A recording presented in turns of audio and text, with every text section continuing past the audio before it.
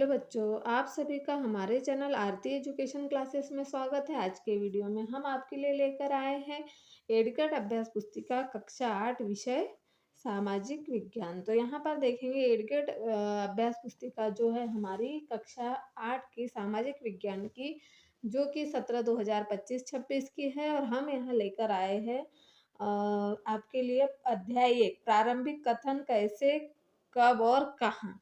तो यहाँ पर हम देखेंगे प्रश्न नंबर 1, ब्रिटिश शासन काल के प्रथम और अंतिम गवर्नर जनरल कौन थे। मतलब ब्रिटिश शासन काल जो था, प्रारंभिक कथन मतलब कब, कैसे और कहाँ में ब्रिटिश शासन काल के बारे में बताया है। तो ब्रिटिश शासन काल के प्रथम और अंतिम गवर्नर जनरल थे, कौन थे?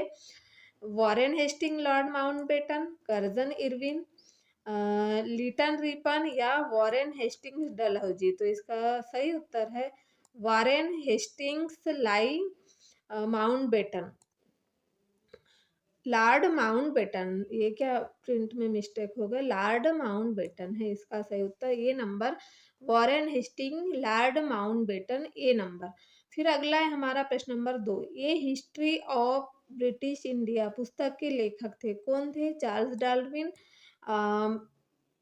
मैक्स मूलर, जेम्स मिल या जेम्स रेनल। तो कौन थे इनके? जेम्स मिल, जो हमारे ए हिस्ट्री ऑफ ब्रिटिश इंडिया पुस्तक के लेखक थे, जेम्स मिल।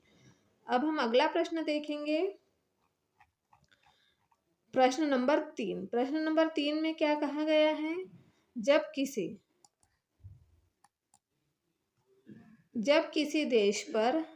किसी देश पर दूसरे देश के द्वारा दबाव पूर्वक आर्थिक, सामाजिक और राजनीतिक परिवर्तन किए जाते हैं, तो इस प्रक्रिया को कहा जाता है, क्या कहा जाता है? पाश्चात्यकरण, सामाजिकरण, औपनिवेशीकरण या फिर स्वदेशीकरण। जैसे कोई देश है, फॉर एग्जाम्पल हमारा भारत देश, इस पर दूसरे देश के द्वारा दबाव पूर्वक जैसे कोई युद्ध हो रहा, आर्थिक, सामाजिक और राजनैतिक परिवर्तन उस समय दबाव पूर्वक करवाते हैं, तो उसे क्या कहेंगे हम? औपनिवेशीकरण। इसका सही ऑप्शन है सी, औपनिवेशीकरण।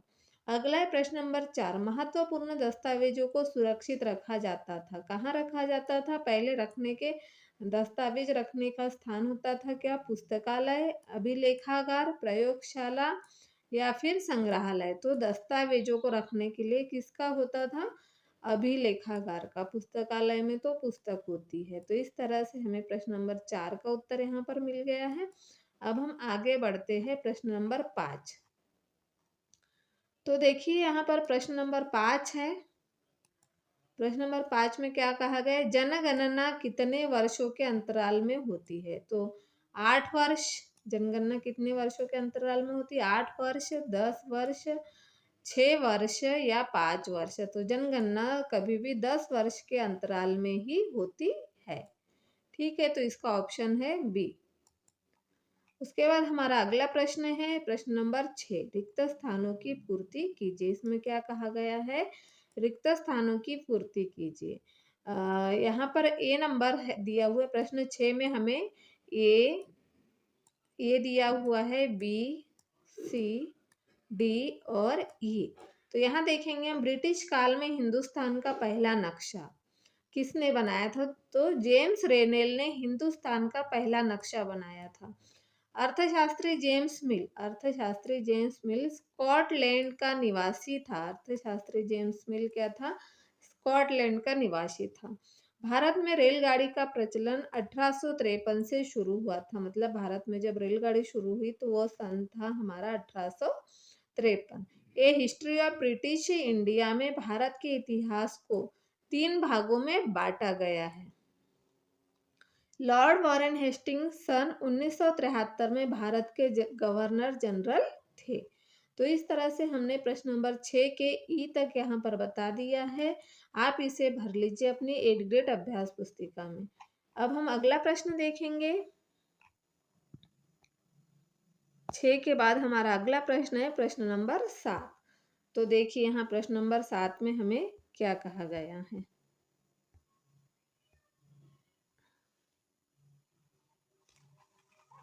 हमारा प्रश्न नंबर 7 है, इतिहास के आधुनिक काल को, जो इतिहास था उसका जो अभी का आधुनिक काल है उसे विकास का युग यूं कहा जाता है। तो इतिहास के आधुनिक काल में विज्ञान, तर्क, लोकतंत्र, क्या आएगा यहाँ, लोकतंत्र, मुक्ति और समानता जैसी आधुनिकता की ताकतों का विकास हुआ। इसलिए आधुनिक काल को विकास का युग माना जाता है। आधुनिक युग को क्या कहते हैं, विकास का युग माना जाता है। इतिहास के आधुनिक काल में जो है विज्ञान ने बहुत ज़्यादा तरक्की कर ली है, तर्क है, लोकतंत्र आ चुका है। और पहले जैसा था राजा महाराजाओं द्वारा शासन चलाया जाता था, अब लोकतंत्र के द्वारा शासन चलाया जाता है। तो इस तरह से, इसी वजह से इस काल को विकास का युग माना जाता है। फिर हम हमारा अगला प्रश्न देखेंगे, प्रश्न नंबर 8। प्रश्न नंबर 8 में क्या कहा है, सुलेख नवीस किसे कहा गया है, किसे कहा गया, नवीस ऐसे लोग होते हैं जो बहुत ही सुंदर ढंग से लिखने में निपुण होते हैं, उन्हें सुलेख नवीस कहा जाता है। जो भी लोग हैं या जो भी व्यक्ति है जिनकी राइटिंग, जिनके हस्ताक्षर कहेंगे या जिनका लिखने का तरीका बहुत ही अच्छा होता है, जो बहुत अच्छे ढंग से लिखते हैं, उसे भी हम सुलेख नवीस कह सकते हैं। उसके बाद हमारा अगला प्रश्न है प्रश्न नंबर 9। प्रश्न नंबर 9 में क्या कहा गया है देखेंगे,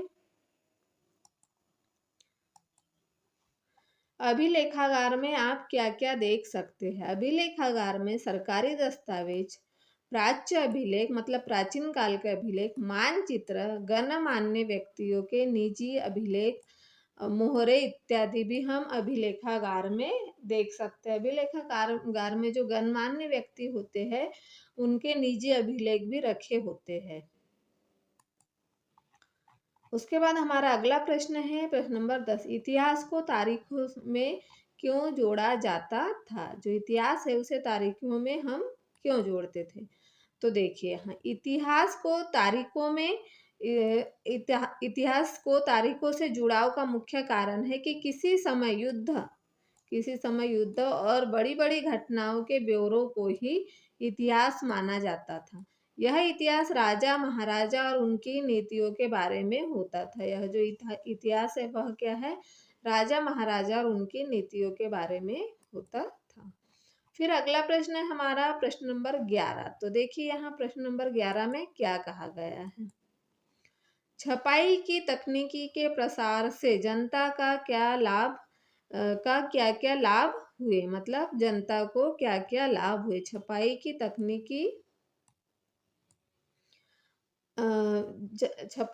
तकनीकी प्रसार से जनता को क्या क्या लाभ हुए। छपाई की तकनीक के प्रसार से संचार और पुस्तक उत्पादन में क्रांति आ गई। अखबार छपने लगे जिससे हमें महत्वपूर्ण जानकारी हमारे पास मिल रही है। महत्वपूर्ण लोगों की आत्मकथाएं स्थानीय बाजारों में बिकने लगी है और जनता विभिन्न मुद्दों से परिचित होने लगी है, जिससे ज्ञान का प्रसार हुआ। जिससे क्या हुआ, ज्ञान का प्रसार हुआ। तो छपाई से इतने सारे कार्य होने लगे जिससे कि जीवन और भी आसान होने लगा। फिर हमारा अगला प्रश्न है प्रश्न नंबर 12। तो देखिए यहाँ प्रश्न नंबर 12 में क्या कहा गया है, औपनिवेशीकरण से क्या आशय है। जब हमारा एक देश पर दूसरे देश के दबदबे से वहाँ राजनीतिक, आर्थिक, सामाजिक और सांस्कृतिक बदलाव आते हैं, तो इस प्रक्रिया को औपनिवेशीकरण कहा जाता है। इस प्रक्रिया को क्या कहते हैं, औपनिवेशीकरण कहते हैं। फिर हमारा अगला प्रश्न है प्रश्न नंबर 13। प्रश्न नंबर 13 में क्या कहा है,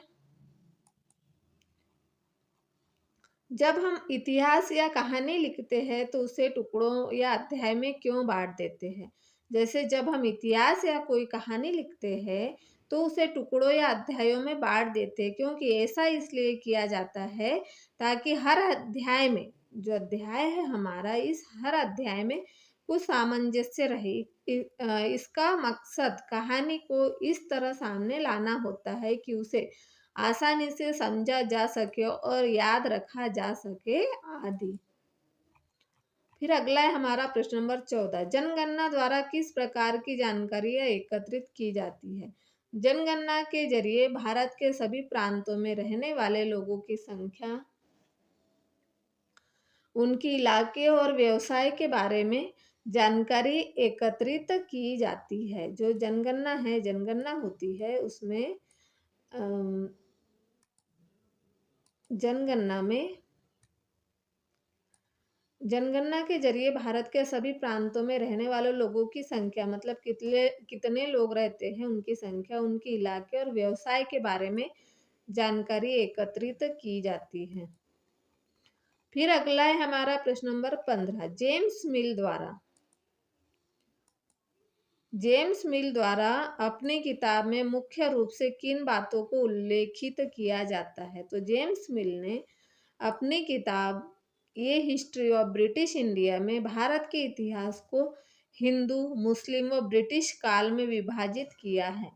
साथ ही उनका मानना था कि अंग्रेजों को सारे भूभाग पर कब्जा कर लेना चाहिए ताकि भारतीय जनता को जान और सुखी जीवन प्रदान किया जा सके। उसके बाद हमारा अगला प्रश्न है प्रश्न नंबर 16। तो देखिए प्रश्न नंबर 16 में क्या दिया है? औपनिवेशिक शासन के दौरान सर्वेक्षण के क्या उद्देश्य थे? तो देखिए सर्वेक्षण के क्या उद्देश्य थे? औपनिवेशिक शासन के दौरान सर्वेक्षण का मुख्य उद्देश्य था कि किसी देश पर अच्छी तरह शासन चलाने के लिए उसको सही ढंग से जानना जरूरी होता है। 19वीं सदी की शुरुआत तक पूरे देश का नक्शा तैयार करने के लिए बड़े बड़े सर्वेक्षण किए जाने लगे। सर्वेक्षणों में और धरती की सतह के सर्वेक्षण किए जाने लगे। सर्वेक्षण में धरती की सतह, मिट्टी की गुणवत्ता, वहां मिलने वाले पेड़ पौधे और जीव जंतुओं तथा स्थानीय इतिहास व फसलों का पता लगाया जाता था। अंग्रेजों की राय में किसी इलाके का शासन चलाने के लिए इन सारी बातों को जानना जरूरी था। तो इस तरह से यहाँ पर हमने प्रश्न नंबर 16 का जो प्रश्न था हमारा कि औपनिवेशिक शासन के दौरान सर्वेक्षण के क्या उद्देश्य थे, तो उसके उद्देश्य हमने यहाँ पर बता दिए हैं। इसे आप लिख लीजिए आपकी 8th ग्रेड अभ्यास पुस्तिका में। और आपको यदि हमारा वीडियो अच्छा लगा हो तो हमारे चैनल को सब्सक्राइब ज़रूर कर लीजिए और बेल आइकन को प्रेस करना ना भूलिए। अगले वीडियो में हम आपके लिए लेकर आएंगे अध्याय 2।